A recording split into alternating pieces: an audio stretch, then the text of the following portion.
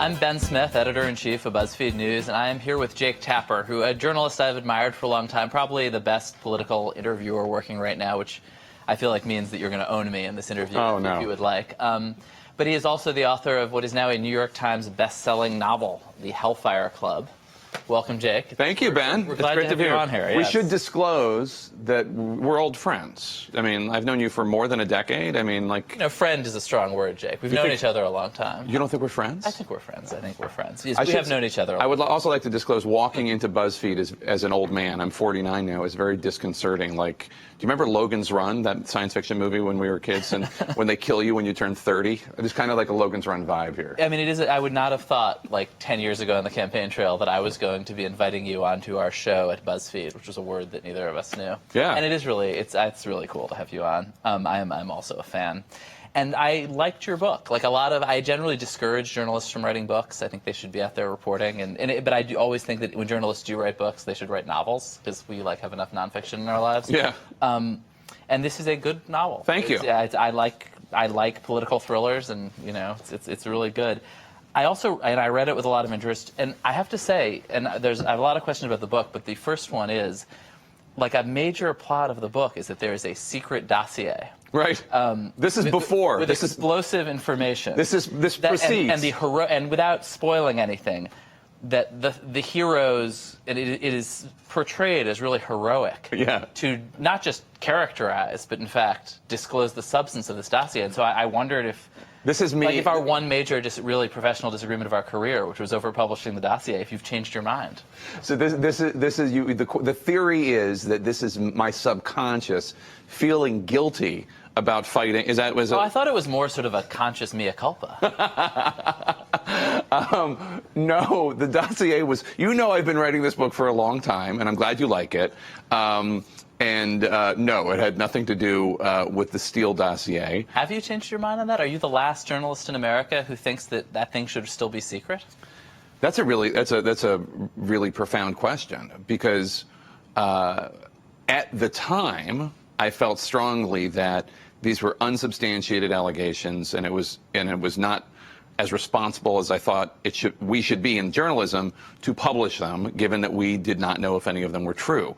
Since that time, the dossier has been investigated. Some of the charges have been proven to be true. Some of them have not. And we're in a more complicated time. It's because the substance of the dossier has been more thoroughly vetted. So I don't know that I project back and think that I was wrong. I felt that strongly at the time, but now we're in a different place.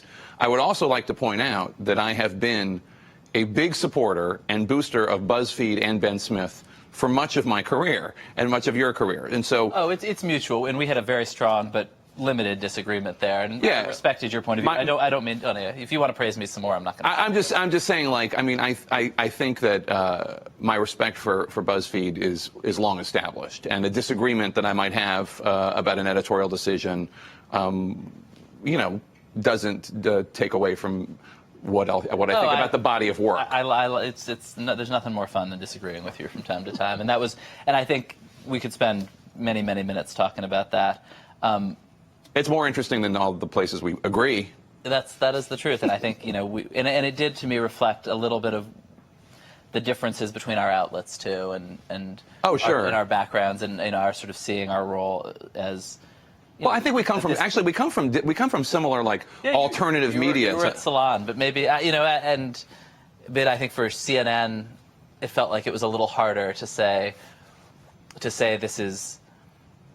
That this document ought to be shared fully with our audience in a way. I don't know. In a way that I feel like is the nature of the internet now. Yeah, I mean, I think we just disagree in terms of unsubstantiated charges being put out there. I just disagree with you. But that said, I mean, that was a decision you made in January 2017, and yeah. Anyway, let's get back to the book and argue about this afterward, which is, of course, both of us would happily argue about anything at any length. Another place in the book that felt very contemporary, although you've been working on this for 4 years, was the character of Joe McCarthy. Yeah. The sort of monstrous figure of that era. Spreading lies about people being communists at a moment when they were also real communists. I couldn't help seeing Donald Trump in the sort of malicious glint in his eye, the self-conscious willingness to lie. And I wondered if you were putting Trump in that character. Well, most of the book, as you know, was written before Donald Trump got the Republican nomination, even much less in becoming president. But that said, you know, I did a lot of research for the book. There's a whole list of endnotes at the end of it. And you can't study that era, and you can't read about McCarthyism. You know, they say history doesn't repeat itself, but it rhymes. You can't read about that era without hearing a lot of rhyming. And it's not just the fact that both McCarthy and Trump use lies and smears and indecent behavior to further their political aims. They both do. McCarthyism and Trumpism are very different. Trump and McCarthy are very different.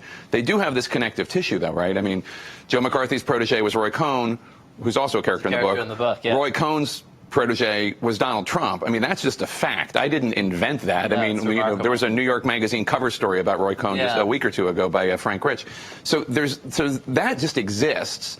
I probably played a little bit of it up, or I definitely played a little bit of it up, but I didn't have to play up too much of it because it already existed.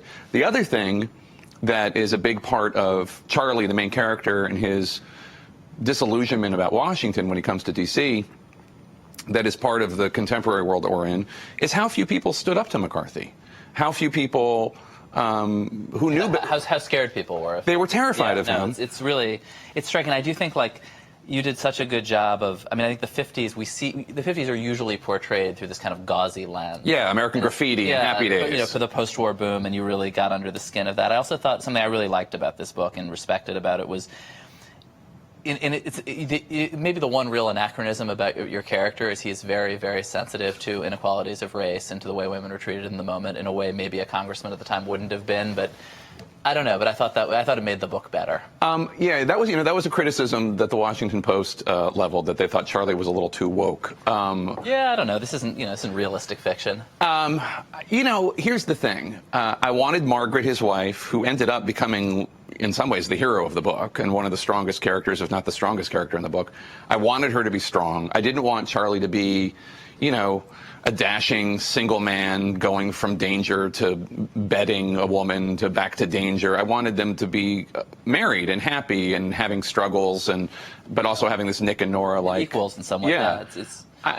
You know, it is. People are reading this book in 2018, whether or not Charlie would have been exactly as he was in 1954. I will say that I don't want to overstate how woke Charlie is on these matters. He kind of like acknowledges that he wants his wife to be equal. Maybe it's the low standard of political thrillers, which are often just like grotesquely sexist. Yeah, well, exactly. And there's also, I mean, Charlie. There's a very prominent African American character in the book, Congressman Isaiah Street. He's a Tuskegee Airman and also, you know, a strong character in the book. And Charlie doesn't even think about race until he meets Isaiah Street, and then Isaiah Street and he become friends, and then he kind of sees the racial inequalities that he never even noticed before. I don't know that he's woke per se on racial issues as much as he is kind of just like noticing it for the first time. Yeah, no, but I think it makes the book stronger, and you should read the book. It's a good book if you like this kind of stuff. The one last sort of Jake Tapper question I wanted to ask you, which is something that I share with you actually, which is that you take seriously and fiercely defend yourself against every tweet, every subtweet. You wrote an entire story about this, something Benjamin. I've always actually kind of liked about you, but honestly, most people operating at your altitude of American television operated, I think, total oblivion of what is being said of them on the internet most of the time. I'm sure probably happy oblivion, but I don't know. I wonder how you feel about how you think about essentially critics on the internet, sometimes good faith, sometimes bad faith, sometimes polite, sometimes really rude. Like how you think about those people who are watching you on Twitter right now. Well, I come from a family where there was criticism, you know, my dad will see me give a speech, tell me how great it was, and then give me 5 things I could have done better about it. I mean, that's just the world I come from, my psychological world. So I am not immune to criticism, and I listen to it. I listen to it from the Media Research Council on the right, and I listen to it from Media Matters on the left. I read the tweets. I think about them. Yesterday, somebody was tweeting at me about they thought I had been rude unnecessarily to a Russia Today person that had attacked me a year and a half ago, and I'll consider it all. I mean, you know, I'm fallible. I make mistakes. I screw up. I don't live up to my ideals all the time or aspirations. So but the aspiration is the thing, right? We're all trying to be better people, or we should at least be trying to be better people. I fall short of it all the time, but I do listen to it. Sometimes I try to defend myself in conversations. Other times I just try to understand where people are coming from. But it's all just ways for me to try to understand how I could be better. Sometimes I dismiss it. Sometimes I'll listen to it and say, okay, well, I think that person's wrong. But I listen to a lot of it. And as somebody who takes their work so seriously and who covers the most serious topics in the world daily, and your two previous books were about war and soldiers, again, like very, just totally very grave subjects. Why did you choose to write a novel? First of all, the last book about Afghanistan, The Outpost, which they're making into a movie, by the way, The Outpost was incredibly grueling to write. It was writing about real people who had suffered horrible tragedies. I did more than 200 interviews. I went to Afghanistan twice, and it was exhausting, emotionally taxing. Not as much for me as for the people I was writing about, of course, but it was really an ordeal. And I wasn't ready to do that again.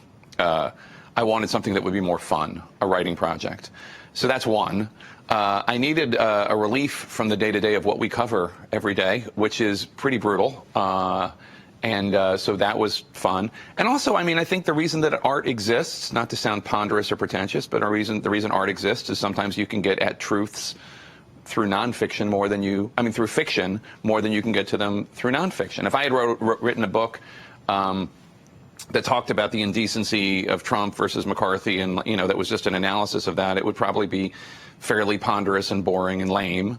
It was much more fun to have a thriller and make some of those same points without hitting people on the head with it. So, well, thank you for writing this instead of that book about there are a lot Donald Trump and your thoughts on Donald Trump. Enough of those. I have a lot of bad books in me that I will not write. All right. Well, thank you so much for coming on, Jake. And congrats on all this, and I hope I make it out alive. I hope there's no Logan's Run scene for me in the lobby. Come down and check out the newsroom. Yeah. All right, cool.